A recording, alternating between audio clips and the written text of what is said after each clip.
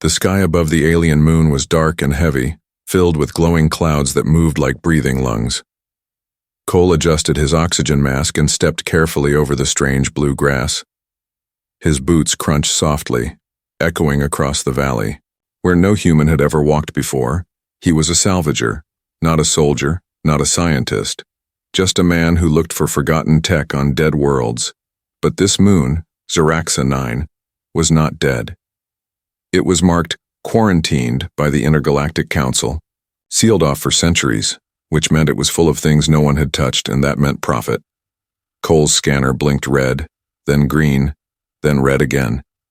There was something below, a power signature so old and buried it almost felt wrong. He followed the signal toward a steep cliff covered in thick vines and glowing crystals. There, hidden behind a curtain of moss, was a hole, perfectly round, humming softly. "This must be it," Cole whispered, pulling out his flashlight. He stepped inside the tunnel, not knowing that his every movement was being watched.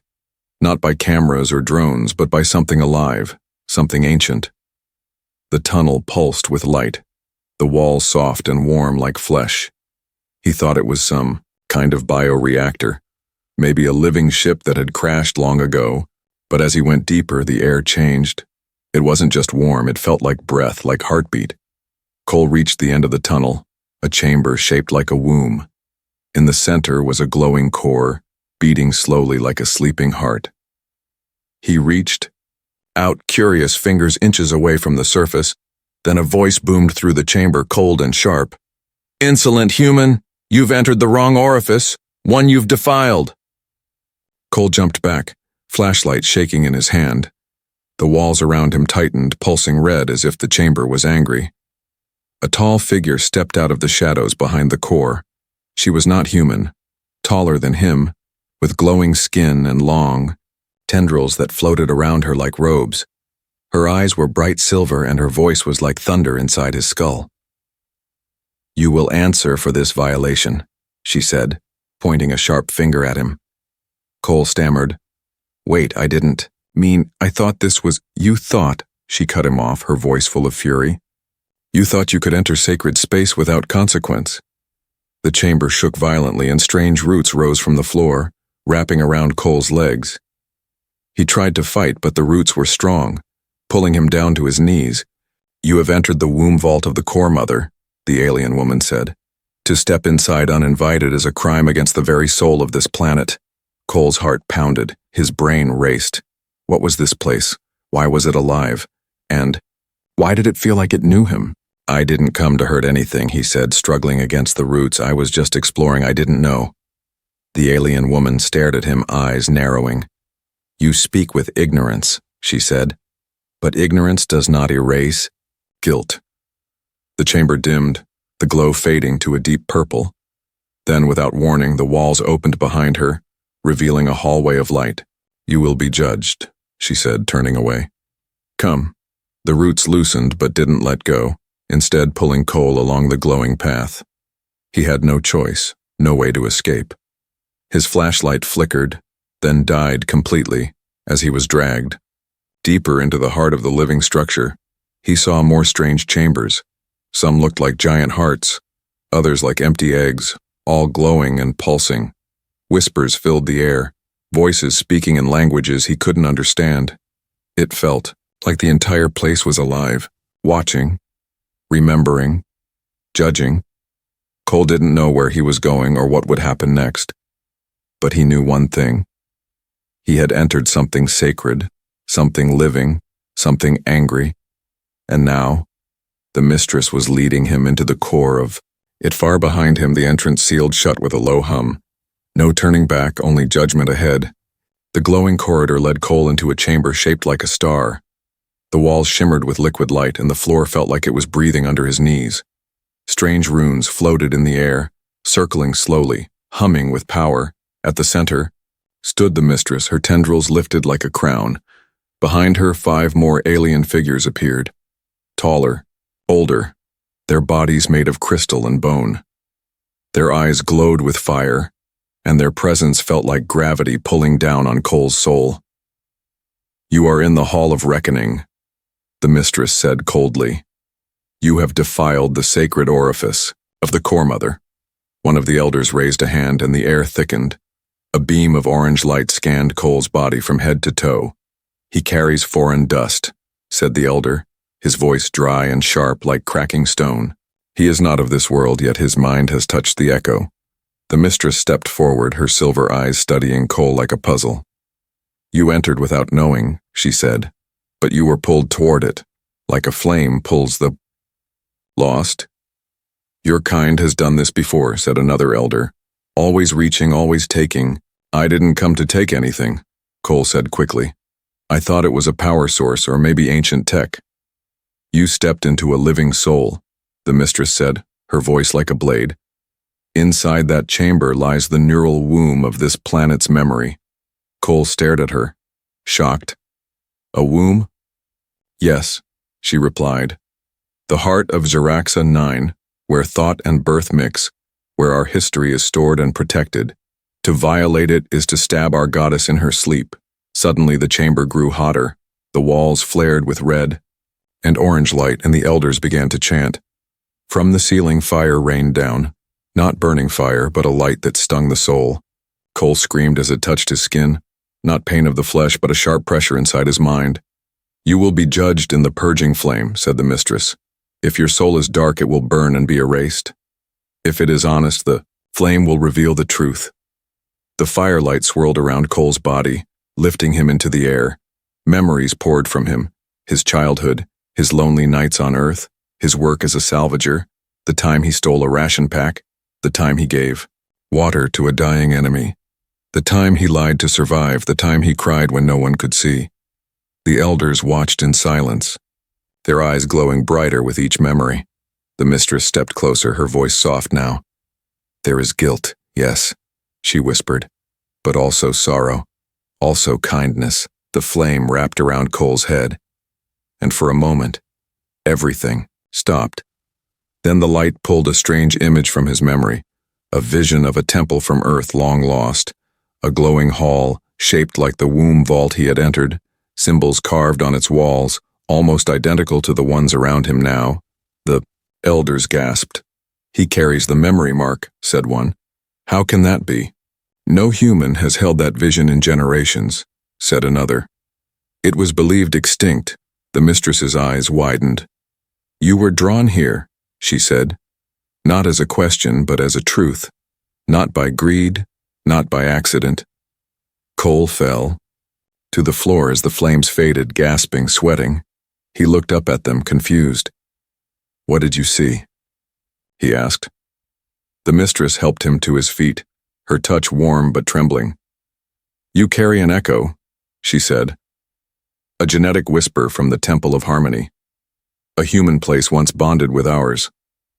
The orifice you entered was not just sacred to us. It was once shared with your kind. Cole's mouth opened slightly, his voice weak. You mean humans were here before? Yes, she nodded. But the link was broken long ago after betrayal and war. And now you have awakened the bond once more. The elders stepped back, their bodies dimming. The trial is over. One said, the purging flame has revealed more than guilt. It has revealed fate. Cole stood still, his legs shaking. What happens to me now? He asked. The mistress looked at him with something new in her eyes. Not hate, not anger, but conflict. You are not free, she said. Not yet. But your path has changed. She turned toward a new door that opened from the wall, shaped like a glowing ribcage. Follow me, human, she said. The truth waits deeper inside. And if you still wish to leave after what you'll see, we will let you go. Cole followed, not because he trusted her, but because something inside him whispered that this wasn't just an accident. This moon, this womb, this trial, it was all calling him. And now, the real truth was about to begin. The ribcage-shaped door closed behind Cole with a soft sigh.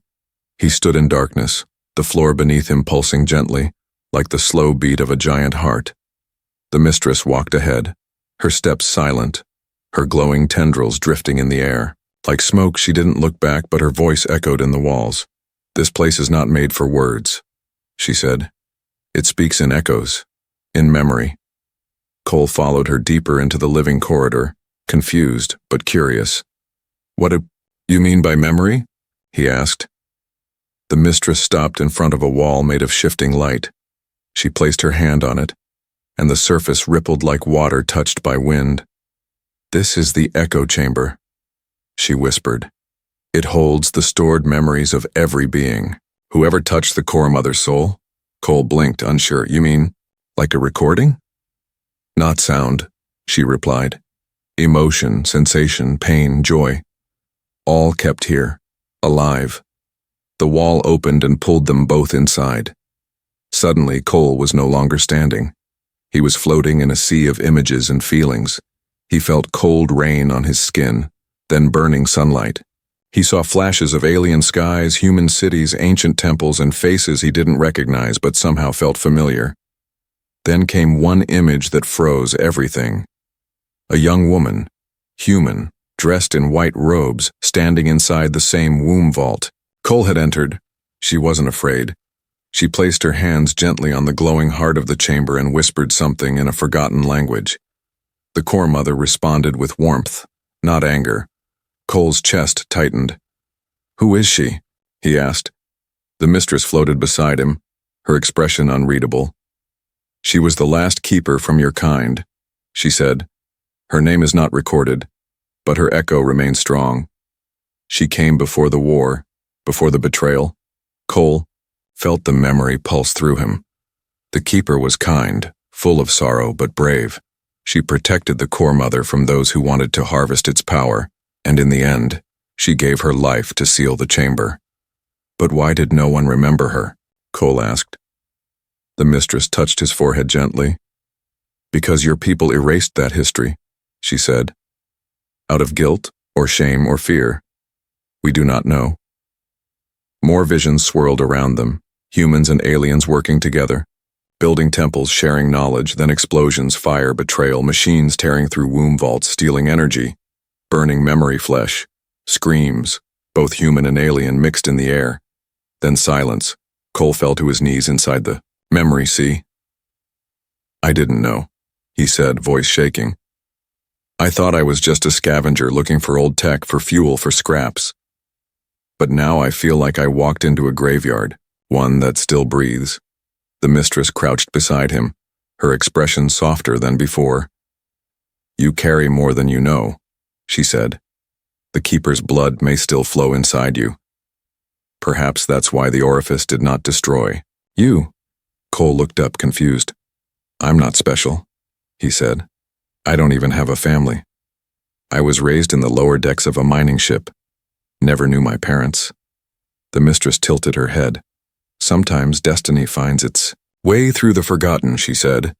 "And sometimes echoes awaken in those who do not even know they are sleeping." The memory sea began to fade. The chamber grew calm. The walls turned a soft gold, the same color as the keeper's robes. "I want to help," Cole said slowly. "I don't know how, but I feel like I have to fix this." The mistress nodded. "Then you must take the next step," she said. "The test of the flesh library." Cole's heart pounded. "What's that?"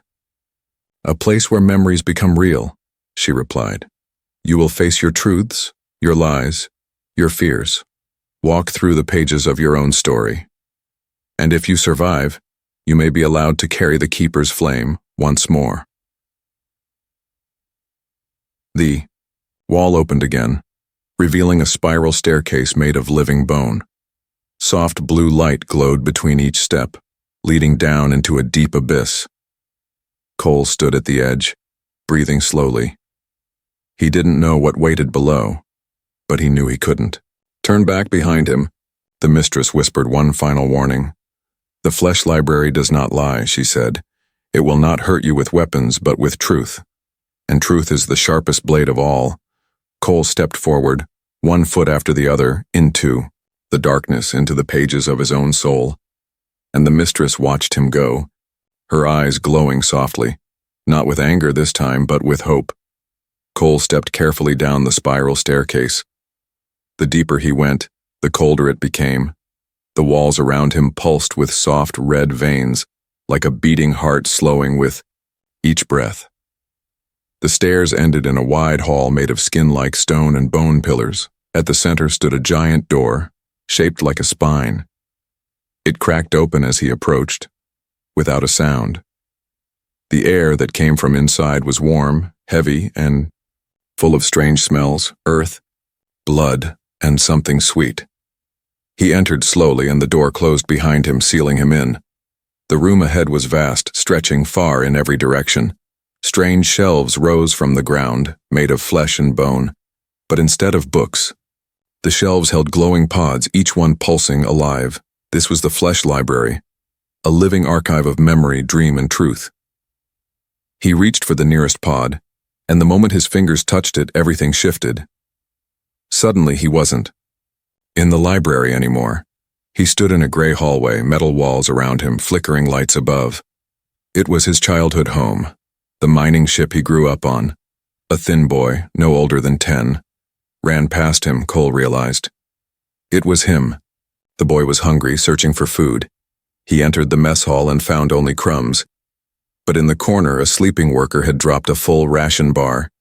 The boy looked around, heart pounding, then snatched it and ran. Cole watched himself steal, and for the first time he felt the weight of that moment. Not just hunger, but fear, loneliness, desperation. Then the scene changed. Now Cole stood on a battlefield, fire and smoke all around. His adult self wore scavenger armor, holding a blaster. He knelt beside a wounded alien, purple blood leaking from its side. The alien was begging for water. Cole hesitated, then handed over his last flask. The alien blinked in confusion, then passed out. Cole didn't stay. He ran, afraid of being caught. The memory faded, and Cole was back in the library, breathing hard. His hands were shaking. He hadn't thought about those moments in years, but here, every forgotten act returned. A second pod lit up, and he was pulled inside again. Now he stood in a dark market, watching himself sell broken tech parts to a merchant. But in that memory he had lied, claiming the parts were military grade. He got more credits than he deserved, and the merchant walked away excited. Never. Knowing he'd been tricked, Cole lowered his head. "I've done things," he whispered. "Things I'm not proud of." A voice spoke behind him. "Yes," said the mistress, appearing from the shadows. "But that is not all you are." Cole turned, startled. "You're here?" "I cannot guide you, but I can witness," she replied. "The library does not show your worst, it shows your truth." Another pod lit up. Cole hesitated, then touched it. This time, he found himself in the glowing chamber of the core mother again. But it was not the recent memory. It was a dream. He stood before the glowing womb heart, and it pulsed like it was alive. A voice spoke from it, not the mistress's, but older, softer. "You carry sorrow," it said, "but also memory, a link long lost." Then the dream shifted. He saw the keeper again, the human woman from before. She looked at him and smiled, then placed her hand on his chest. "You are not broken," she whispered. "You are becoming." Cole gasped and stepped back, the vision fading. The mistress stepped beside him once more. "You have seen enough," she said. "You now carry the knowledge of who you were and who you may become." "But what am I supposed to do with all this?" Cole asked. "You will choose," she replied. "The library has given you a gift, a mirror, one few can survive. Now you must walk forward knowing your reflection." Cole turned toward the end of the room. A new path had opened. A cinder, long hallway glowing blue. At the far end, something bright pulsed like a heartbeat. "What's there?" he asked. The mistress didn't answer at first. Then she spoke softly. "The embryonic weapon." Cole froze. "Weapon?" "Yes," she said, "planted by a human hand, long ago, hidden deep beneath our sacred heart. It feeds on the same energy that powers the core mother." "And it's still alive?" Cole whispered. "Yes," the mistress replied. "And it is waking. You must see it and decide what to do." Cole looked at the hallway, his jaw tight. He was no longer just a scavenger. He was now a witness, a bearer of truth. and maybe something more. With steady breath, he walked forward into the light, toward the weapon, toward his next trial. The hallway pulsed with a cold blue light. Cole walked slowly, each step echoing through the living corridor. The air smelled strange, like metal mixed with burnt flowers. It felt like he was walking into a memory that didn't want to be remembered. The mistress followed behind, silent, her glow dimmer than before. "This place was sealed long ago," she said softly. "Even I have not entered it until now." The path led them to a great chamber, round and silent. In the center floated a black sphere, smooth and shining, suspended in a cradle of bone. The sphere was wrapped in thin tendrils, some pulsing faintly like veins. Cole could feel a vibration in his chest, not from sound, but from the sphere itself. "That's it?" he asked, eyes locked on the orb. The mistress nodded. "The embryonic weapon," she said, "made by humans during the time of betrayal. It was never activated, but it still lives." Cole stepped closer, feeling the heat coming off. The weapon, it wasn't fire, it was life. Twisted and angry. "Why was it made?" he asked. "To consume neural wombs," the mistress said. "It drains living memory, turns it into raw energy, then spreads like disease." Cole stared at it in horror. "And it's still growing?" "Yes," she said. "Slowly. But now that you have entered the orifice, it has awakened." He looked at his hands, shaking slightly. "I triggered it." "Not on purpose," she said. "But the bond you carry, the Keeper's echo, it was enough." Cole circled the sphere, seeing marks on its surface, human symbols, codes, military tags from Earth's old wars. He felt anger rise in his chest, not just at the weapon, but at those who made it. "Why would we create something like this?" he muttered. The mistress answered without emotion. "Because humans feared what they did not understand." She moved closer, her tendrils brushing the air near the orb. "This weapon feeds on what we are: memory, thought, life. If it wakes fully, it will destroy the core mother." Cole's eyes widened. "And the planet?" "Will become hollow," she said, "like others before it." "Others?" The mistress looked away. "There were 5 womb planets once," she whispered. "Jiraxa is the last." The room went silent, the weight of her words sinking deep.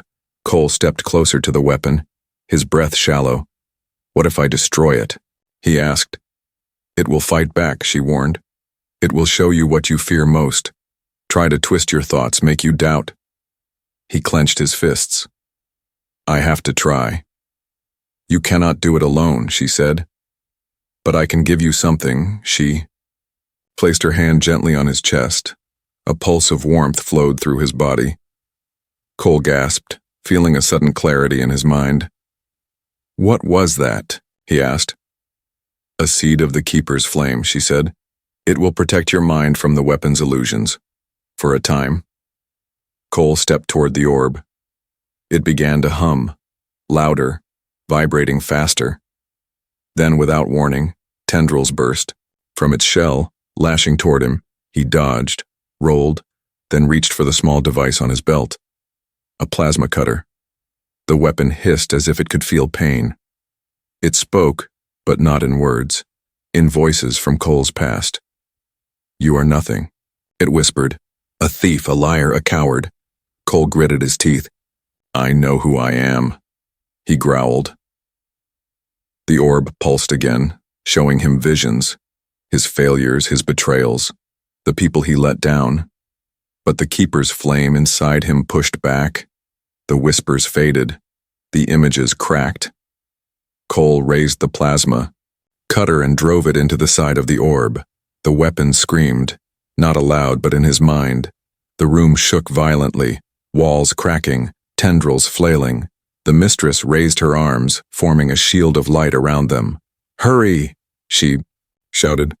Cole dragged the cutter deeper, sparks flying, black liquid oozing out. Then, with a final burst of light, the orb split open. Silence fell. The chamber stopped shaking. The tendrils dropped lifeless to the floor. Cole fell to his knees, gasping for air. The mistress lowered her shield and stepped forward. "It is done," she said, her voice trembling. "You have done what none could." Cole looked up, exhausted. "Is it really dead?" "Yes," she said, "but something else was born." He frowned, confused. The cracked shell of the orb was still glowing, faintly. Inside, a small cluster of light floated like an embryo. "What is that?" "A piece of you," she said. "And a piece of us." Cole reached for it, and the light entered his hand. His skin glowed briefly, then faded. He didn't feel pain. He felt complete.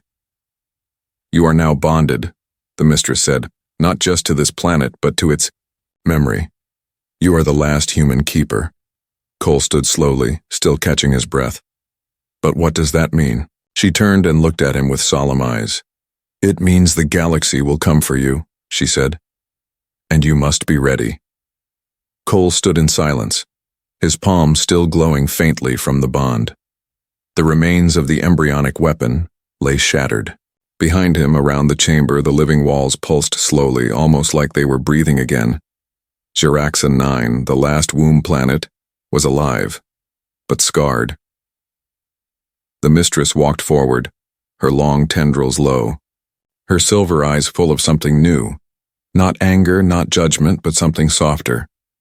"You have changed the future," she said quietly. "You are not the same human who entered the sacred orifice." Cole looked down at his hand, feeling a strange energy running through his blood. It was warm, ancient, and yet familiar. "What is this bond?" he asked. "Part of me feels alien, but part of me feels more human than ever." The mistress nodded slowly. "The light you carry is from the core mother," she said. "She accepted you. She gave you a spark of her memory, something no human has held in 1,000 years." Cole took a deep breath. "And what do I do with it?" "You protect it," she said, "and you pass it forward." She turned toward a narrow passage hidden behind a curtain of light. "Come," she said, "it is time for your transformation." He followed her into the glowing tunnel, the air. Humming with low vibrations, the walls shifted, revealing symbols and faces, some human, some alien. All of them keepers from long ago, all lost to time. At the end of the tunnel was a small room, round and warm. In the center was a pool of soft golden liquid, gently rippling. The mistress stepped beside it, her voice like a lullaby.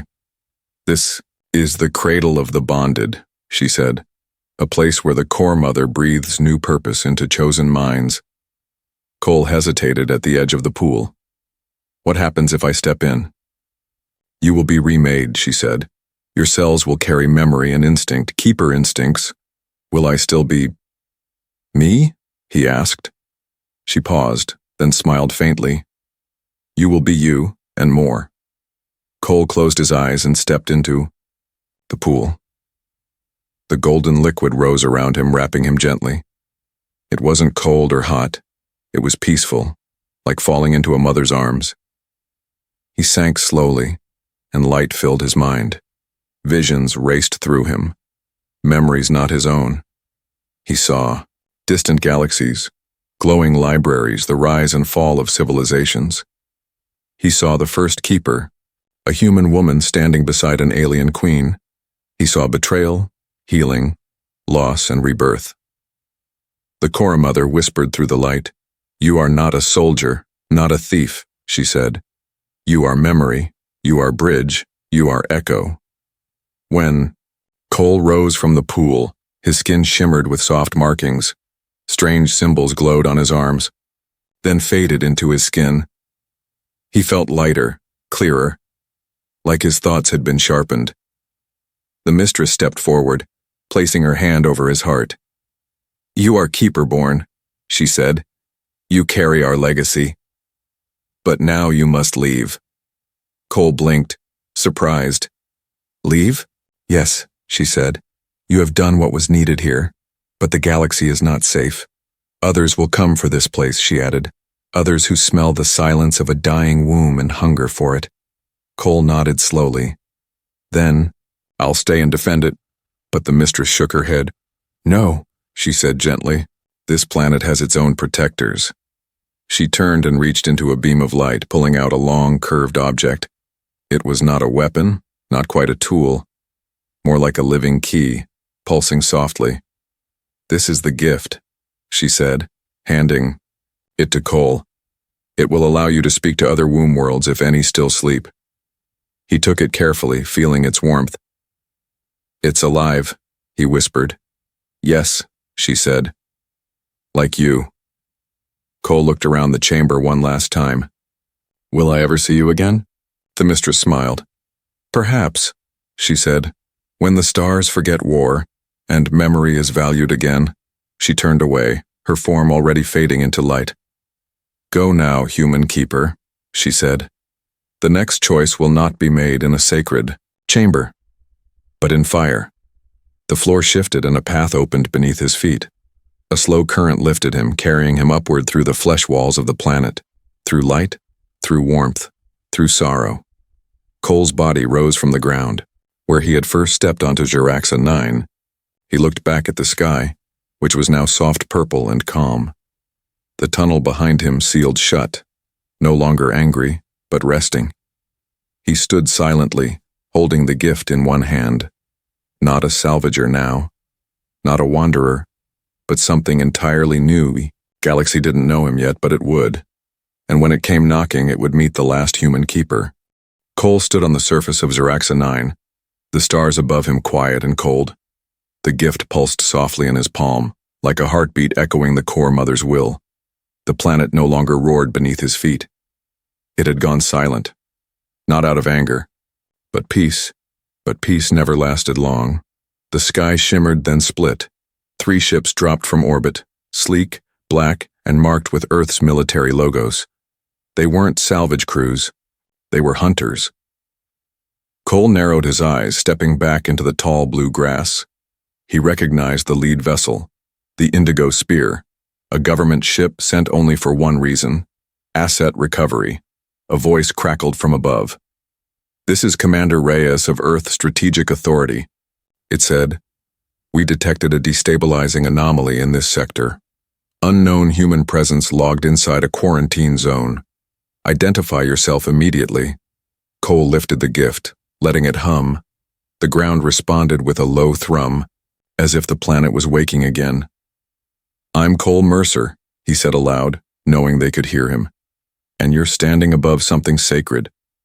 There was silence, then laughter from the radio, sharp and cruel. "Sacred?" the commander mocked. "You mean that pulsing hole you crawled out of?" Cole clenched his fist.